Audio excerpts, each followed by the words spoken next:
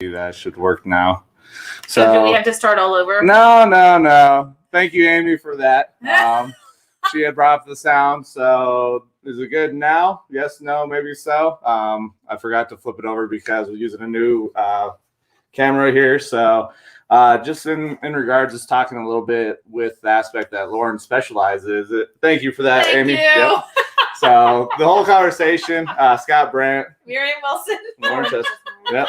And so just talking in regards to a little bit of something that a lot of times when you go through the journey beyond divorce, it may be something that Lauren specializes in that isn't really considered. I know I've got a couple of boxes that still have not been opened and I don't know what's in there. So right, really? After 2 years? Yeah, just moving in and out.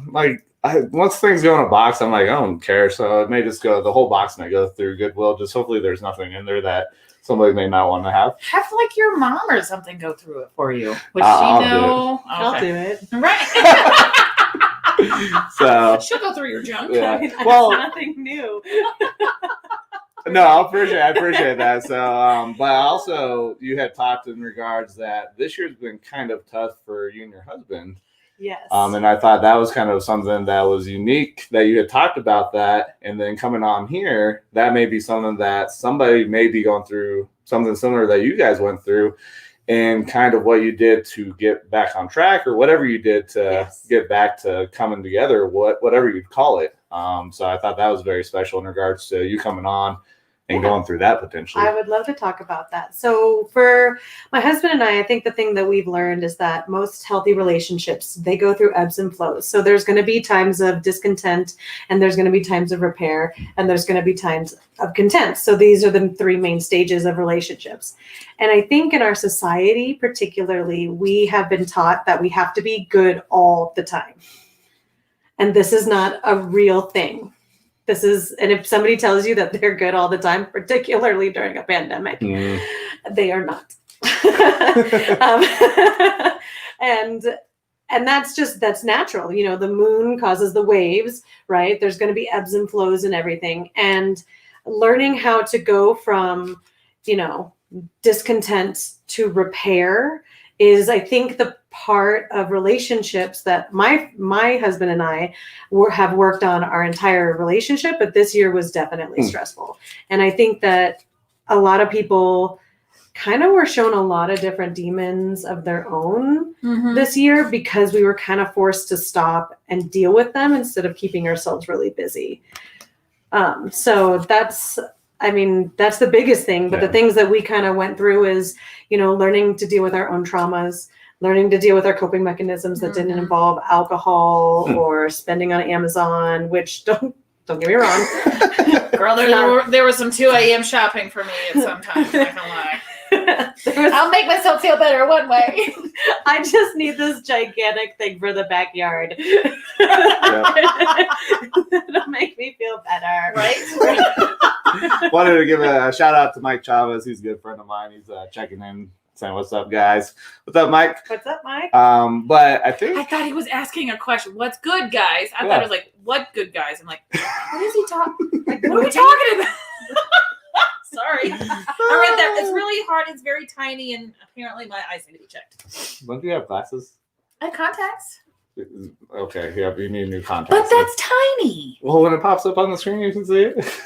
Not from here. So, in regards with the whole of the exposing of potential demons and whatnot, and I've heard that a lot of people have this issue now with COVID being together in the same house that you're not normally used to being around each other that much. Yes. A lot of people stress out. So based on kind of what you talked about, it sounds maybe a little bit the foundational piece is that communication piece. Is that what you're leaning at? The foundational piece that my husband and I have actually kind of come to the conclusion is that we have to be good within ourselves. Yeah. Because if my husband isn't good and I'm not good, then we're relying on each other for support. And how can we possibly support each other if neither of us are good? And so even though the communication is great, how am I supposed to communicate to him what I need when I don't even know that within myself? Yeah. And I think that's where in COVID, we kind of like nobody knew what we needed because there was so much unknown. So then people are trying to cope with the unknown and being okay within themselves in this new life, and then trying to support friends and family and loved ones without actually being around friends and family and loved ones. So then how did you figure out what you needed? We went to marriage counseling. Okay.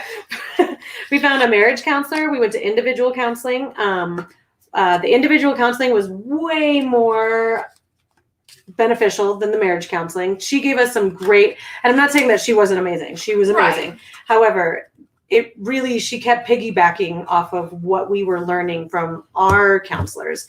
So my counselor deals with, she's also an ADHD coach as well. So she helps me deal with my ADHD tendencies. And then she also helped my husband understand what it's like to live with somebody with ADHD, which was really beneficial because we're different. Oh, okay. Yeah, that's the unique thing that it's for humans, we're all different. And that's where accepting the quirkiness of each of us, when you're in a relationship, you've got to accept that, because if you get in like dating, you're like, oh, that's so cute, they're always late. And then like you get married and you're like, you're always 15 minutes oh late. my gosh, if you won't be on time, I will murder you. Yeah, so it's one of those unique things that like you get in a relationship and you got to look and say, okay, this is who you are, these flaws, if it's going to last, then yeah, I got to accept those. If you can work on it, that's something that you have to do. Well, and one other thing is making that, deal breaker thing. Like if it really makes you mad, if someone's late, don't get with someone who is habitually late, because eventually it's going to come to that point where it's like, I hate this person. Yeah. Like I don't accept them because of that issue. It's going to be hard. And then we had Amy that said 2020, the year of stress. Stress is one of those things that depends on how you look at it, because stress can come into play of, is it scary and do I need to run? Is it something that I got to fight against, or is it something that I got to freeze? Those are three ultimate aspects of what your body does. So, and then Danielle McCarthy said exactly Lauren Chessmore. And I think she's talking about in regards of finding out who you are, working on your individual self. I don't know if that's exactly what she means, but that's what Danielle put on here. Yeah, I can't read it either. Yeah, so, thank you. I brought that up, and then don't worry. Okay, I got you guys. So, but I think it's just one of those unique things that you guys recognize that you're working on it. Because I think a lot of people get into the relationship and they're like, screw this, I'm done. It's not as easy as I thought it was. I'm going to kick it to the curb. It's a broken cell phone. Let me go pull Apple and get a new model every 2 years and whatnot, as Apple likes to do. So. Yeah.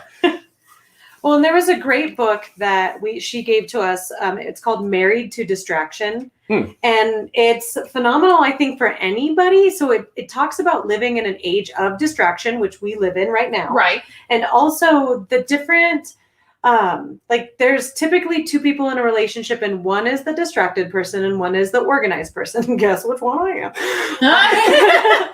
I'm actually the distracted person. Actually, no, I'm the organized person. I just get distracted. My husband's the distracted personality, right? So once you read this book, one, it talks about being in an age of distraction where we're constantly being distracted by social media, emails, the television, things of that nature, and then still trying to bond with somebody, and then understanding what kind of personality type you are and how the other person thinks.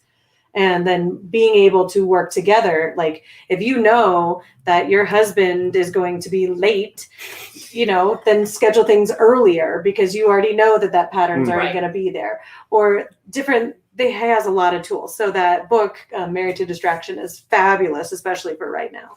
Okay. Do you know who the author of that book is? I can totally look it up on my Audible. Okay, cool.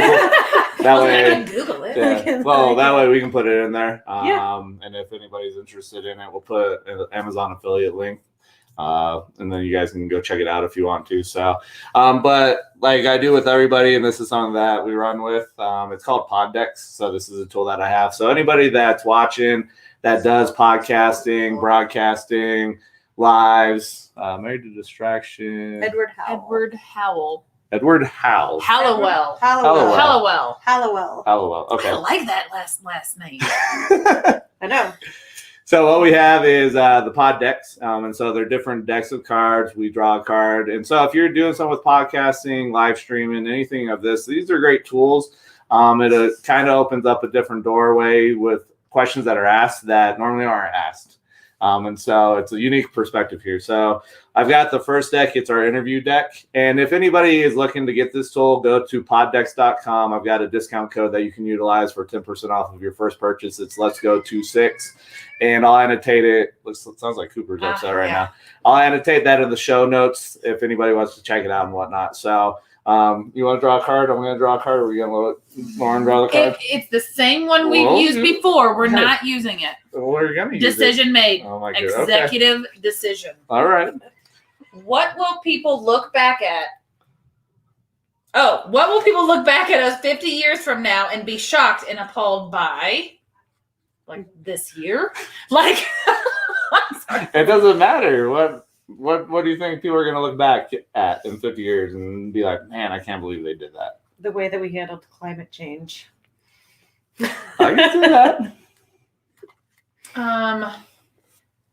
That fanny packs came back. Yeah, a crossbody, which also defeats them being called a fanny pack. Right. It's a chest pack. I was going to go with a different word. Ride with fanny. I'm sorry, but fanny. So this is the thing. Fanny is a bad word over in England. Oh, yes. Really? Yeah. Fanny? Yep. Yeah. Yep. So that's just like. God, they don't want to hear me talk normally. Then. Oh, yeah, it would be I bad. would. What will people look back at us 50 years from now and be shocked and appalled by? I would probably say, well, then again, with social media and everything that's going on, it's going to expand. But I think the way social media really is a factor that divides people. Mm-hmm. And so that's the thing, like social media, I look at it, it's an opportunity for us as individuals to spread positivity and kind of cut through all the negativity and all the shit that's out there right now, but people really don't utilize it like it should. So that's one of those scary things. But for me, I use the platform to really try to spread a message of positivity. And if shit's going wrong for me, I'll go on there and share it because we're not perfect. No. Right. Oh, absolutely. And so with the professional organization that you do for individuals, what got you into that? And then what's your experience when looking at in that realm of working with people that are divorced? So what got me into it was I was diagnosed with ADHD, and I really wanted to figure out how to get on top of my executive functions because medicine can only take you so far. The rest of it is habit creation. Mm-hmm. So 13 years ago, over the last 13 years, I have dove into productivity, organization, everything along those lines in order to be able to try and work against the low dopamine and low executive functions that my own brain has.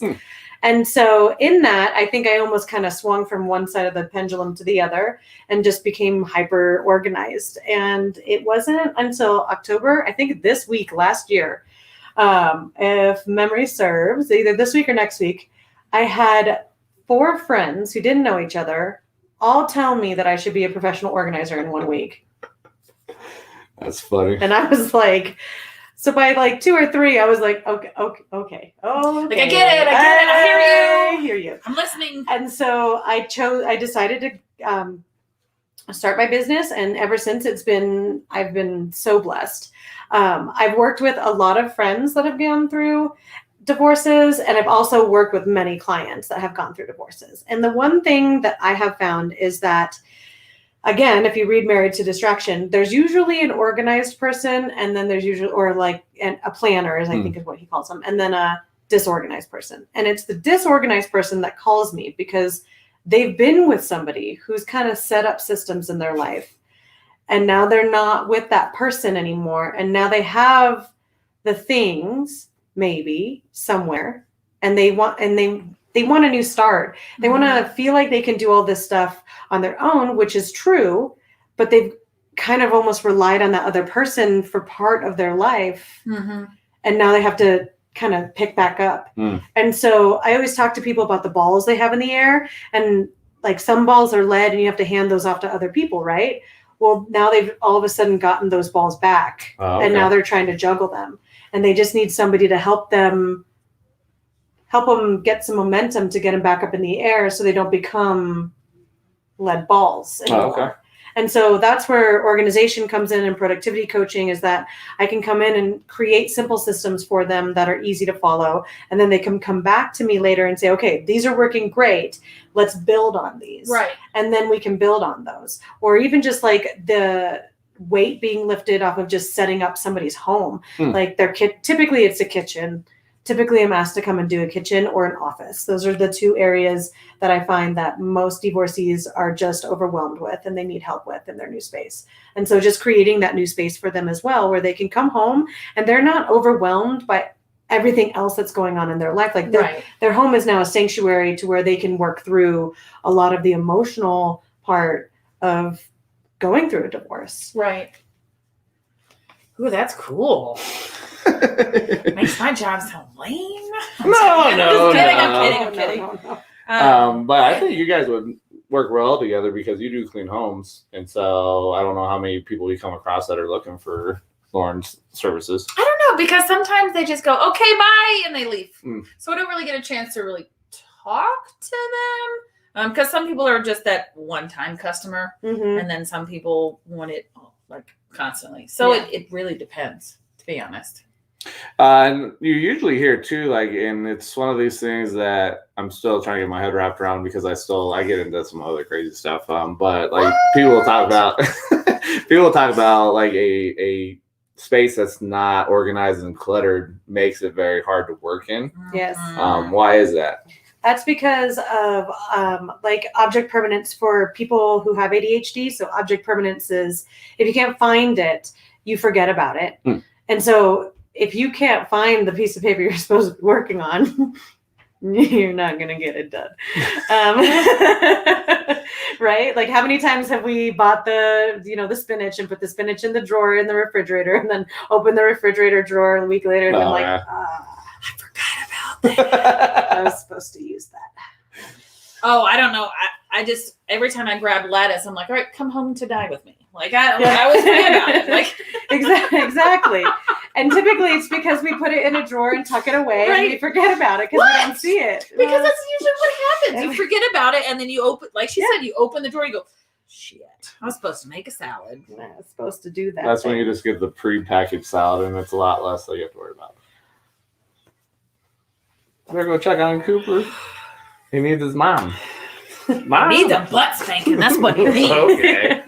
Man. So with what you've done, what has been the worst situation that you've come across? And what's been the worst situation if you've come across it for somebody that's gone through a divorce? As in like the worst. I mean, here's the thing is I don't feel like any situation that I've been in or anyone's house that I've ever been in has been the worst necessarily. I have found things to be more densely packed than others. Got it. But at any time that I come into a client's house, one, there's many opportunities for, nicely done, buddy. There's so many solutions. And so I don't feel like there's anything that's the worst. I mean, it just depends on how densely packed. And the square footage of the area that I'm working on. So like this last week, we did a 2-car garage floor to ceiling. Oh, okay. And geez, I bet the garages are the worst. They're so fun. There's so much see, this is why I do what I do. Like there's so many like possibilities of things that you could find. I found a David Bowie record, 45 in the wrapper. Man. It came with a poster, right? And they were like, yeah, you can totally keep it. And I was just like, I really don't do this, but okay. Do you get people a lot of times saying like, here, do you want any of this? And then, and that's where like I usually take items to my charities that I work with specifically. Okay, that's why we always say like, who could you bless with your mess? Because we want to make sure that the items go straight back into the. I did the same thing. The mom's a trend. I'm like, okay, cool. Dad's just watching fall like, you okay? Yep. You ain't broken. No emotion over here. I was like, all right, cool. But the thing that I've noticed the most is that the moment you clean a space or organize a space for a client, they all of a sudden, like, there's a lot of clarity. And so it doesn't matter if it's a workspace or if it's your garage, which typically ends up being a workspace, or your kitchen, which also typically ends up being a workspace, right? As long as you start getting systems in place and you use, there's a French word called mise en place. Oh, okay. And it's the concept of, say you're baking bread and you pull out all the ingredients on the counter so that way you can just put everything together. It's easy, right? Yeah. That is mise en place. It is to put everything in order. And that is what we do. We just put everything in order so that way you can just continue going about your life. Hey, no, sir. No, sir. It's all good. I'll be a start. Sorry. Good thing. Don't hit that. Kids are all over the place sometimes, so. So I think that's interesting. And then I know there's a big lady that deals with like a Chinese type of method with organization and It's like the whole chi thing. Marie Kondo. Marie Kondo. Yeah. She has, so what Marie Kondo does is she really talks about your like emotional relationship with items. And if they don't bring you joy, to just get rid of them. Mm-hmm. And I think that that's really important for our culture particularly, because I think sometimes we keep items that we don't need and then we have all this time and stress and energy and money spent on them when we really didn't even need to spend all of those resources on those items to begin with. Yeah. And that's what I love about Marie Kondo. And then she also I think she does do some feng shui. Feng shui. There it is. Thank you. I was like, I know I'm saying this. The organization of things to be in a proper place and have proper energy flow and whatnot. Yeah. Yes. So, and then we've talked about this a little bit. You got parents that get pregnant, have new kids coming in, and they're like, I got to get all the high end stuff. Yeah. And I look back when I had my kids and I look back and I was like, why do we spend money on a crib that they're going to outgrow? And so you've got kids, so you understand that experience. So the aspect of like the whole thing with kids and getting new stuff, what's your outlook on that? And when it comes to like the organization piece? I think first and foremost, we have to realize that we live in the United States of America where we are highly, highly, highly marketed to. So I think there are certain things that you're going to need. A car seat, yes, buy that new. Maybe a stroller, but for every single kid, my husband and I, we bought everything in gray. That way it was gender neutral. Okay. Luckily, we were able to space out our car seats to where as soon as my daughter outgrew it, it expired. So that was like, thank you. Why do car seats expire? It's not like milk. I'm confused. I think the plastic starts breaking down in them or Especially something along those ways. Yeah. And or like the styrofoam, I don't know. Or it's also marketing and now it's a law. So we have, I mean, there's that. Of course. Anyway, and so I think that the minimalist look at it is that, yes, are there going to be things that you're going to want to buy when it comes to your children? Yes. Do you need to buy everything? No. Yeah. See, I always get my stuff at the Ark or Goodwill or on Facebook Marketplace or because again, he's gonna grow out of it. So why spend $25 on one outfit when I could get a whole bag of outfits 40. for 20? Yeah, right. or even 25 if you score. I had this one lady, like this entire trash bag full of this month's clothes, $25. I'll be right there. I'll be right there. Hold it. I know, that's how we feel too. Plus, then that way, like if I spend $25 on a huge thing of clothes, right? Then when we do family photos, I can be like, I can splurge on that one outfit for that one photo. You got the bathroom door open? Yeah, why? Oh, that's my answer.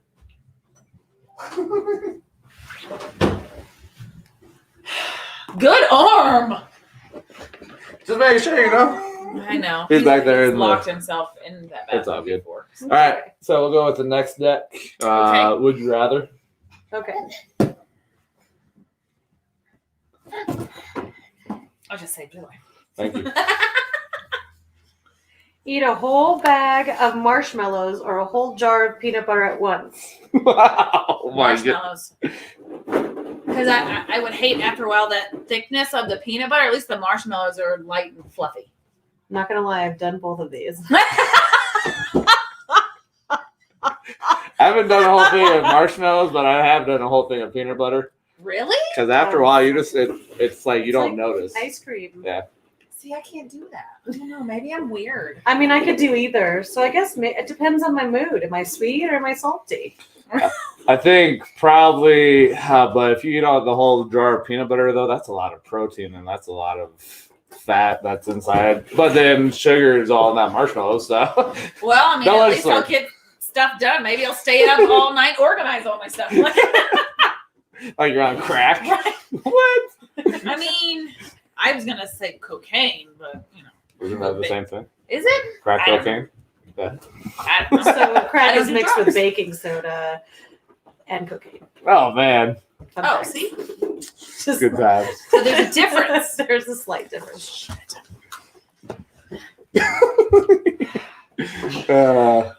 He's testing you. He's like, watch this, Mom. People are like, how do you keep your girlish figure? How did you lose Yep, so there much you weight? go. Yep. So then, for yourself, Lauren, when it comes to what you're doing with your business and whatnot, is there anybody specifically that you enjoy assisting? Anybody that you enjoy helping? I enjoy helping anybody that's overwhelmed. No matter what it might be in your life, whether it's a divorce, it's a move, a family member has passed away, you just really want to go through your house and do the home edit because you watched it on Netflix and now you want everything to be in rainbow order. Anybody along those lines, I didn't even think about the whole family member passing away. Mhm. Oh, And yeah. then you got to go through all of their stuff, and it's emotional. Is that one of the hardest ones to kind of deal with? Yes, it takes a little bit more time. Where with somebody's like really motivated with their own stuff, they're able to make those splits like Right. Or Oh, yeah. people in a divorce that are over it, they're like, nope, take that away. Just, I don't I'm need, done. yeah, Like, I take don't it just away. you know where to put that. Right. However, when somebody passes, especially if it's like relatively new, like with there hasn't been a ton of grieving, they're gonna want to sit and think about the items, and they put more thought into those items. Yeah. So it can take a little bit longer, only because we do not want those people to feel rushed. And we want them to be able to take the time that they need to grieve over the person and the items that they're making decisions over. Because I would hate for them to come back and be like, I really wish I wouldn't have donated, fill in the blank. Or I really wish I would have That's kept. what I was wondering, fill in like the how blank. much that they go, you know what? No, never mind. Can I not And give they that do. away? And then they do. And it's never like, I never do the one touch.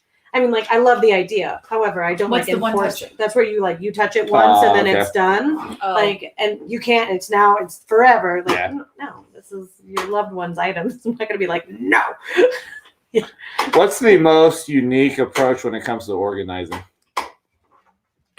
Most unique approach? I don't know. I mean, there's a lot of different standards to how you organize and who you organize for. I think that might be the most unique, is that the way you organize, like say I come to your house, is going to be different than I organize your Right. house, Makes right? sense.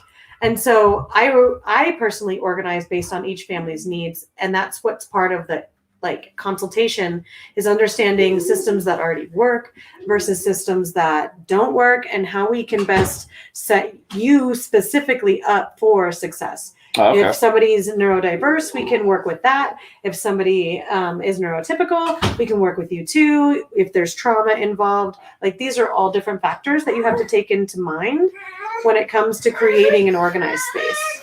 Are there children? The door shut. He's not happy. This is imperfect action. This is what I love about doing this. So it's like there's nothing that's held back It here. is So. what it is. In the same Yeah. But when you look at the organization piece and things that people may deal with when they're dealing with a large amount of whatever they may have, like the divorce aspects, do you think there's a potential way that people can kind of go through the process to help with the organization process for the end? If there is, what would you suggest maybe for somebody looking into? I would suggest that before you move, when you're packing items, you start thinking about which items and boxes would be the easiest for you to open and go through first, and start numbering them. Oh, okay. Oh, that's a good idea. And then that way you're gradually introducing harder items to go through little by little by little. And then also keep in mind, like, what areas are you going to use first? Your kitchen items are probably going to be number one to go through, right? So those would be like 1 through 8. And then you would go on from there to probably bathroom items, right? And then it's all of your other items are going to be towards the end. And then you sprinkle them in, so that way it's a little bit easier. And all you have to do when you move is put everything where it needs to, like up against the wall, and just start working your way through the boxes. Oh, okay. And then it becomes a little bit more transactional, and you're able to kind of.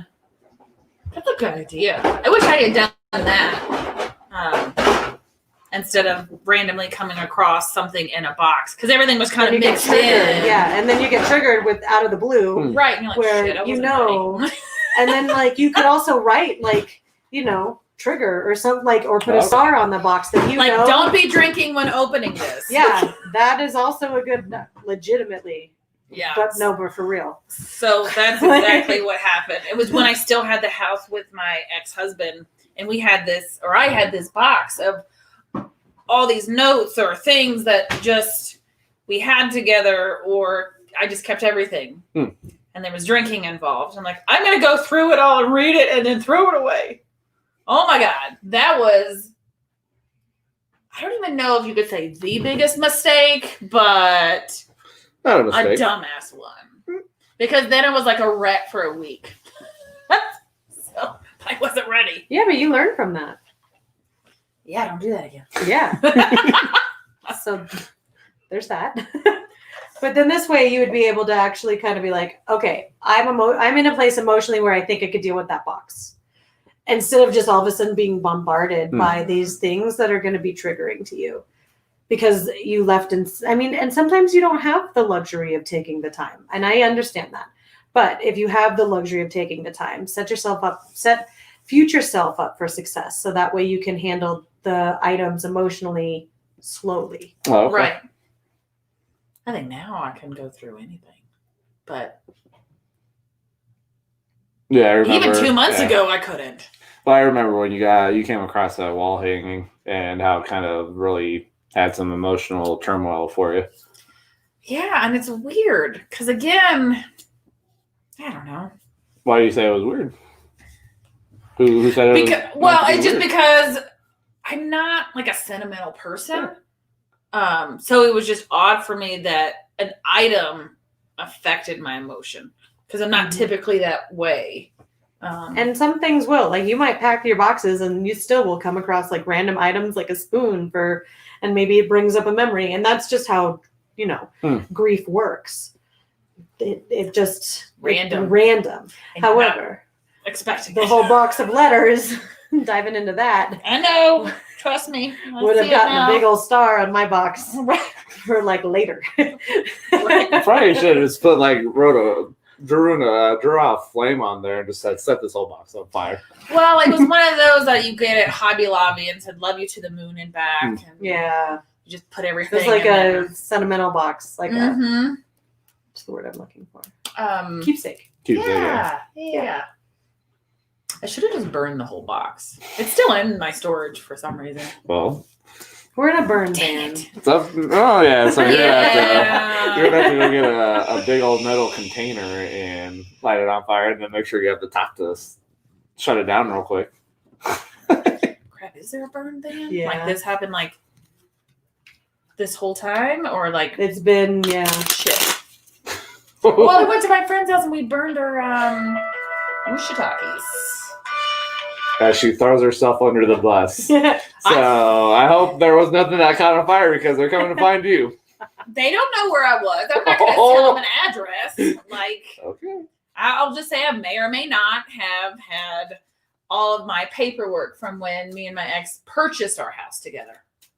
And I don't know why, but I wanted to set it all on fire when I got divorced. And then I finally got divorced. And then. Because that's part of the emotional cleansing. It is.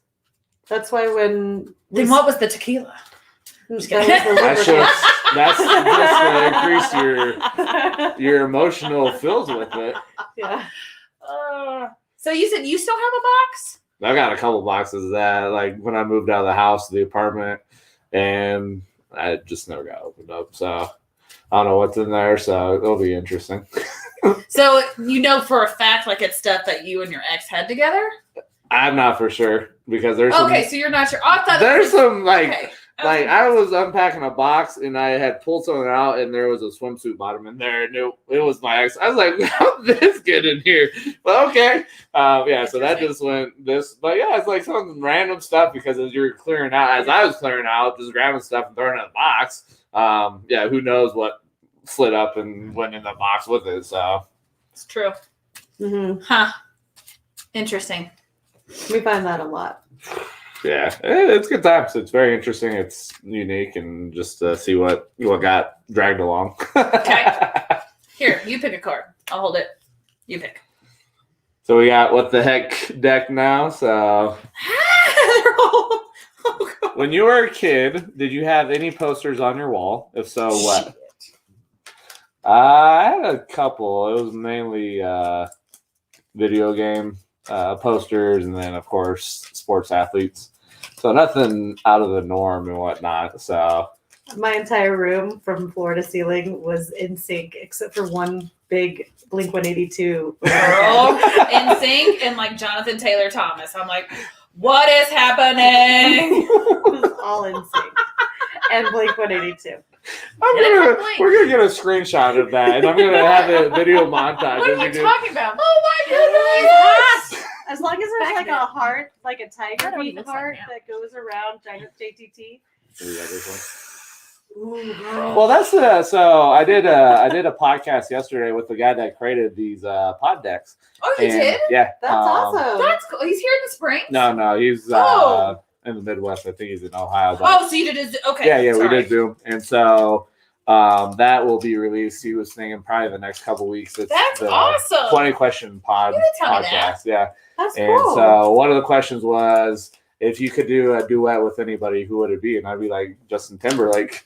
So Oh. we got some JT, and I'm just like him and Jimmy Fallon, how they get into it. It's hilarious. Oh my God. I love them together. Yeah. They're They are fantastic. so like Jimmy's okay. Like he's pretty decent as far as funny. It gets him on nerves sometimes when he laughs at himself sometimes. But you gotta laugh at yourself. Nobody else is gonna laugh at you. But not as much as he does. I'm just saying. But anyways, but when he's with JT, oh my God, I die. They're I like pee a dream myself. team. Well, have you seen the They skit? just have this like weird You know that they bounce love, off like, of Yeah. each other. I love seeing them when they do the skit at summer camp. They've only done it twice. Oh yeah. Yeah, I don't think so I've seen that one's hilarious. It's it gets a good laugh out of it and whatnot. But the other unique thing he had asked me, and he was going off of his app that I'm waiting for it to get released on Android, was in the last year, who's really inspired you? And so I gave a shout out to Daniel McCarthy, and then also talked about you and for what you're doing. So Aww. that's part of that episode. So when it gets released, I'll put it probably in as an extra episode within all of our episodes and Yeah, whatnot. that would be so, awesome. and share it. So That's exciting.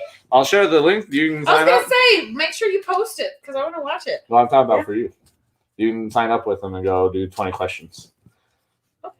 So with the organization company, what's the company called? Clarity for your chaos. Okay. So how did you come up with that name? I knew I wanted the words clarity and chaos. Like Okay. I just knew that those were the two words that completely describe organization from start to finish. Chaos and then clarity. And I just figured that that's what we bring to people's lives is a little bit of clarity for their chaos. So that's how I came up with the name. And I just always liked the way that it kind of rang and it had a lot of C's in it, which Okay. my last name does too. So all my monogrammed everything works out well. What's it? Chessmore? Chessmore. Like, Okay. I want to play more chess. Is there is there any significant with the letter C then? Just my last name. Okay. Chessmore. All right. I've heard it was a rapper, Chameleon, that actually talked about the reason that he came up with his name was because of the letter C. And there's never an ending with the letter C. So that's kind of how There he is. There's not an ending with an O. But I got it backwards. Okay. Whatever. Thanks for calling Okay. me out. So, Sorry. but no, you're good. You're good. I'm not gonna be all. I'll get home and cry, and I'll send you a crying face to you after and be like, "Thanks, thanks a lot. I'm so And sad." then you know what I'm gonna say. You'll be like, "Suck it up. You'll be Grow a fine." pair. Grow a pair. So because I know you're real big because Leo Nunes has started the nonprofit challenge, Yes. and I had participated in that. And you've gone around and done different videos with different nonprofits that have been really near and dear to you. Yes. So outside of your organization company, what is a big goal, big vision for you that you want to accomplish? I would like to have a bigger impact on the nonprofits that are here in Colorado Springs. Okay. And I'm going to cry because every time I talk about nonprofits, I cry. So I don't know. Sorry. No, it's all good. But the biggest goal, I think, and this wasn't even a thing when I first started my company, but it's kind of worked out to where I've been blessed enough to be able to support many nonprofits. And then just by supporting these nonprofits, I've come to realize just how much help they need. So even just yesterday, I was at Christmas Unlimited. And for those who don't know, the company's been around, or the nonprofit's been around for 97 years. It was started Holy cow. in a kitchen by 3 women just making dolls. And they are one of the last nonprofits to do Christmas stuff in the Colorado Springs area. 4 of them, including Bob Telemasi, have closed down. Ooh, man. So nonprofits are getting hit really, really hard. I'm sure. And the need is going to be even more. Oh, absolutely. And for them, and here I am, like I'm the near and dear, and I'm a little Jewish girl who's like sad about Christmas Unlimited because of the joy that it brings and the weight it takes off of parents and all of everything that they do. They create magic in so many people's lives. And I just talking with them yesterday about the different ways that we can try and get more volunteers. They desperately need volunteers. So just so that way you understand, they need at least 30 people in order to man one day. For Holy cow. And this year, they're probably going to be able to only serve less people because of COVID. So with that, I was like, well, we could do pop-ups like in schools. And they were like, awesome. We need 30 people at each of those pop-ups. Right. Ugh. I know that's something next year because I've got 80,000 things going on in my life right now. But definitely one of the things that I wanted to do when I first started my business is find some sort of, now that I have all this time and I can make my own schedule and I'm my own boss, I can do whatever I want. I wanted to find some sort of nonprofit or something that I could volunteer my time to kind of help. Because before working 9 to 5, you don't really have that flexibility. You're sitting at a desk. Well, for my profession, I was sitting at a desk. I was stuck there 9 to 5 or 8 to 5, whatever it was. And so mine was like 7 to 5:30. Very long hours. Oh, I'm not a morning person. Like, I'm I allergic became to one. But yeah, so that's, I mean, my biggest goal, I feel like, is I want my business to become big enough, not only to create an exceptional work environment for my employees, but also for my employees to have the opportunity to give back as part of what they do for a living. I want the social impact of my business to really cast a really wide and intentional net. That's awesome. As I tear up. I know I saw it again. I'm like, no, you don't. Why do you think I keep these boxes? Duran is neither Duran nor Duran. Discuss. Sorry. I wouldn't even apologize because it's one of those things that's near and dear to you. So there's no reason to apologize. And this is one of the big things that I talk to people. People apologize for, I'm sorry that I'm crying. I'm like, why are you crying? That's your emotional. That's my go-to too, though. But we're women. We've always been told to apologize for emotions. We got to get over that. Unstable. Yeah. No. Are we though? Because girl. Shoot.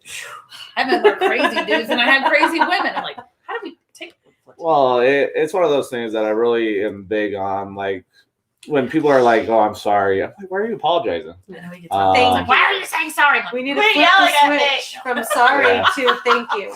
Right. Thank you for understanding my emotional response because it is so near and dear to my heart. Right.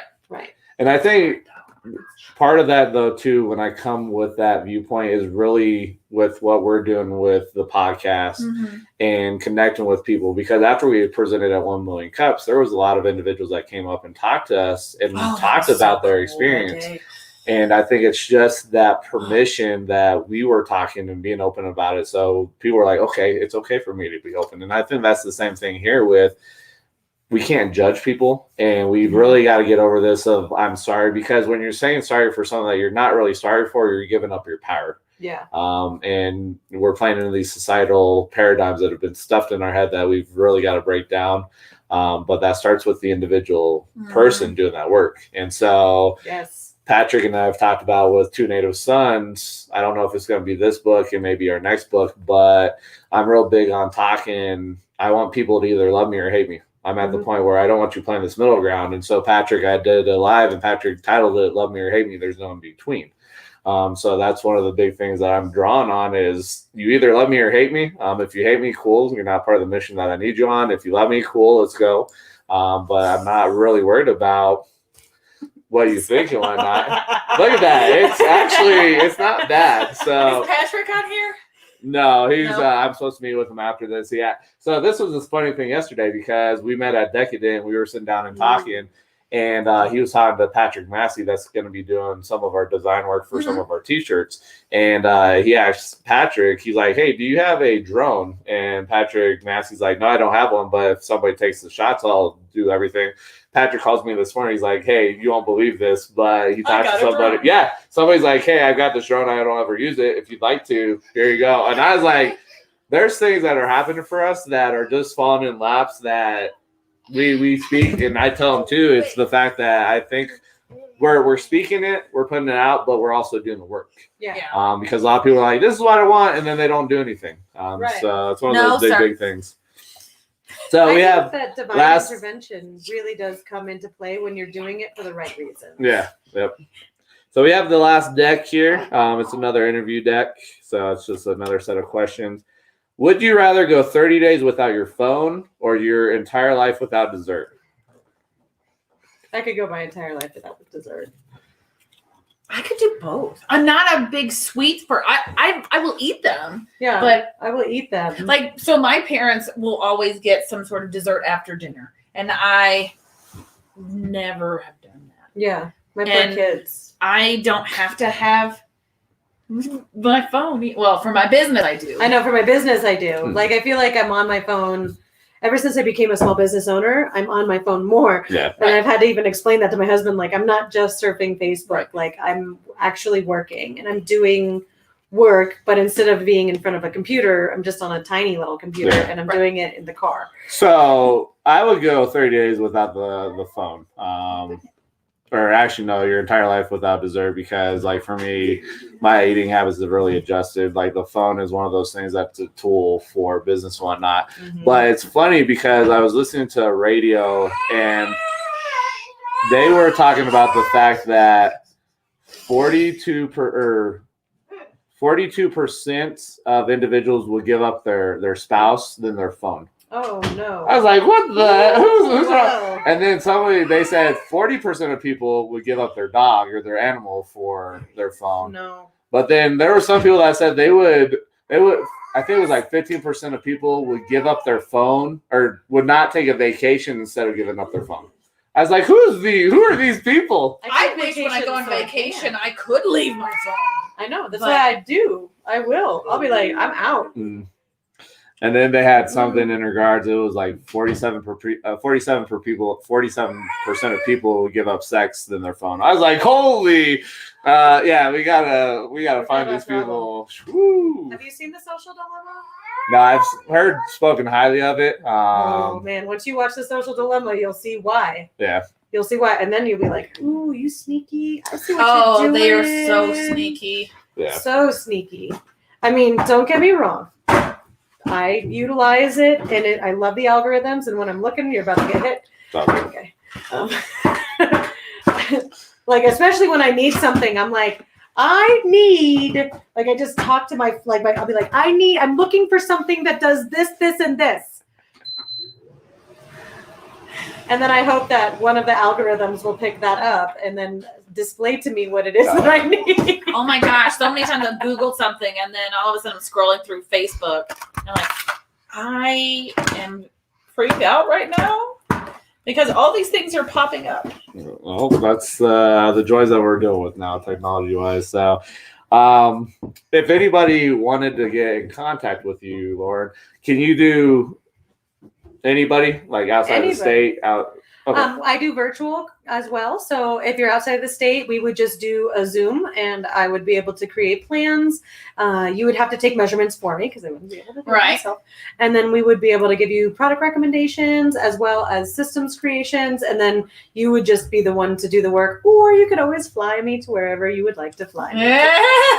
Free trips. There we go. So if people did want to make contact with you, how could they go about to contact you as an individual? You can give us a call, 719-660-0678, or you can find us on the interwebs at all of the socials. So Clarity, the number 4 Your Chaos, on Instagram, Facebook, Clarity 4 FOR Your Chaos. Our email is clarity, the number 4 Your Chaos at gmail.com, and our website, www.clarityforyourchaos.com. Cool. So awesome. I'll put that in the show notes, and then I'll probably update the description for the video too, so that way people have that if they want to reach out to you. But yeah, no, I greatly thank you for your time for jumping on here. Thank you for having me. I love watching your podcasts when I can catch them. Sometimes I'm with a client, so then if I'm working like for a client, I'll just like listen in, and I love the content. I love the way that you really kind of put things in perspective, particularly for men. And it's something that my husband and I have worked through a lot this year. Mm-hmm. And how you are helping to change the societal view into creating healthier men in general is admirable. And especially going through divorce, when you guys talk about this, I've never been through divorce, but I think being raw and honest with your journeys is really important. So I've actually referred people to watching this, like, hey, this might be really therapeutic for you, and I think it's important because it's okay. It's okay. Yeah. Oh, absolutely. I mean, and I think that, a lot of people are worried, even for me, when my husband and I were, there was like a couple of days, maybe more like a week and a half, where I was like, I'm getting a divorce. And I told my dad, and it was, that generation, it's not okay. Yeah. Oh, yeah. And we're told that it's not okay repeatedly. But it is. If it's what's best for you and what your journey is going to be, and you're going to be in your best place, I think it's really important for people to have the understanding that everything can still work out great. It's not the end of the world. And I love the fact that you're giving people that hope, particularly during one of the hardest seasons, I think, of everybody's lives. Oh, geez. Yeah. It's interesting. I have somebody that I'll talk to him, Dennis Moffitt, and it's just the unique approach because he used to be a pastor. And then some of the stuff that he talks about that I was like, holy shit, man. It's like stuff that gets blown out of proportion. But this is the last thing that I want to talk about too. And I may be on my own island. And I've talked to some people, and some people see it. They kind of agree with it. Some people are like, no, you're kind of on the right path here. And so the big thing I tell individuals is that you as the individual have to complete yourself. The spouse, your significant other, your partner, your friends, business partners, they're there meant to compliment you. They're not meant there to complete you. But I look and I'm like, because I was talking to my mom and she said something, and she said heartbreak, and something clicked, and I was like, oh, I think I may be onto something. I may be on my own island, which if I am, cool. But when she had talked about that, I was like, you know what? I think a lot of us would have a lot less of the heartache if we were in the mindset of, I've got to complete myself. I got to make myself happy. And if that person does walk away, if they drift and they're like, I'm done with this, if this is an expired relationship, then at least if they happen to go that route, you're not having that emotional turmoil, because if you're looking at them to complete you, it's like Avatar, where you've taken a piece of them and stuffed that hole of whatever you're missing. And then if they walk away, it's ripped out of you. It's like an IV. So I've brought this up, and some people I can kind of see that, because you'll hear people at an older age that die of broken heart syndrome. And I think a lot of times what happens too is people will end up getting into a relationship, and then as they're going and progressing and whatnot, they kind of lose their identity. And then that whole relationship's wrapped up. So when you hear that, what is your outlook on that? What do you see? Am I on my own island, or is that something? I think that's exactly how it is. Like, you need to be your own person. And then these people that you have, is he okay? Yeah, he's fine. There's no crying, so he's fine. Okay. These people that you surround yourself with, you're intentionally building your tribe. And one of the things that I've read in my books is that if you think about it from a tribal state, a long time ago, we used to have very intimate tribes that we would rely on. As women, we would be with the women taking care of the kids, and we'd be able to talk to the men, and we'd all be in small, tiny tribes or small, right? And now all of a sudden we're so disconnected. We're far away from our parents. We're far away from our siblings. We're far away from our cousins and our other family members and friends. That's not always a bad thing. And now, but now we rely on that tribal support from our one particular spouse. So I think it's a combination of the fact that you need to be good within yourself because of how we live societally, but also you need to create a good structure around you that's going to support you. So that way all of your support isn't reliant on one person. There's still going to be some emotion. What are you laughing about? What happened? No, because I talk about this and people look at me like I'm crazy. But it's that whole paradigm stuff that's really been stuffed in our head and what we've been told. Yes. And so that's why I laugh. I'm like, this is funny. And it's just a unique approach, but that's where it starts with. And I may get to the point where I'm on my own island and just. I think there's still going to be some emotion there. A little bit, but it won't be as bad though if you're using them to complete you. Mm-hmm. So if you're not happy and you're making somebody else make you happy, it's like the whole aspect of happy wife, happy life. One of those things that I've talked about. I'm like, that's one of those things that I do not agree with. I do believe that you do things because you love that person and you want to make them happy. Yeah. Yes. And then the same should be done for you. Right. However, I don't believe that your entire intent needs to be on pleasing that person, because that does not make a happy life. You need to be not content. Entirely please the other person. Exactly. Because that person wants to know that you're self-sufficient too. Yeah. I want my husband to go out and to do all of the things that he wants to do. If he wants to go hunting, go hunting. Go do the things. Yeah. Go enjoy time with your friends. Don't revolve your entire life around pleasing me, because that doesn't feel good. Yeah. Well, I was always told, like my dad and I would talk about pretty much anything, that you're not going to get everything from one person, which is why God made family and friends and children. You get something different from each one. So having your own friends, your own life, your own whatever. Because again, like you said, you're not going to get everything from your spouse. Yeah. And you can't. No, because who's gonna? And that's a horrible requirement. Like, my husband is not going to talk me out of. He's not going to talk me out of getting bangs. He doesn't know. He's going to be like, sure, get bangs. Sounds like a great idea. Where my girlfriends are going to be like, we've been over this multiple times. You're not getting the bangs. And you're like, yes, I am. And you're like, no, we're going to side sweep. And they're like, those aren't bangs. Like, these are conversations that, like, you get different perspectives, right? Yeah. Oh, absolutely. You want to be around people that, motivate you in different aspects. And I have friends that give me ideas, and, I have so many business acquaintances. I've told my husband, I was like, I've met so many amazing people, which is, I think, my favorite part.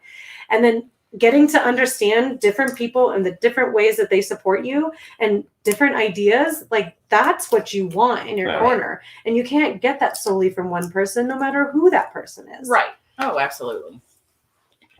Sweet. Yeah, no, it's one of those perspective pieces and whatnot. But again, thank you for your time. Thank you for jumping on with us. We should have this up and out on Tuesday. I think that's kind of the launch date now for us, because especially recording on the weekends. That's my fault. It's Miriam's fault, as she says. So we'll give it to her. So, but other than that, we will catch you guys next week. Thank you for your time. And if you find any value in this, share it with individuals. If you're on a platform that you can rate your reviews, share, and like, please do that for us. And then if you have that value, share with other people. That's ultimately how we're going to grow as a community and get this message out and really make impact in the world with individuals that are going on this journey beyond divorce. So thank you guys for your time. Yeah, bye. Tell him bye. Say bye. Can you say bye? No, he's eating. Oh, there you go. Oh, he wants to fist bump.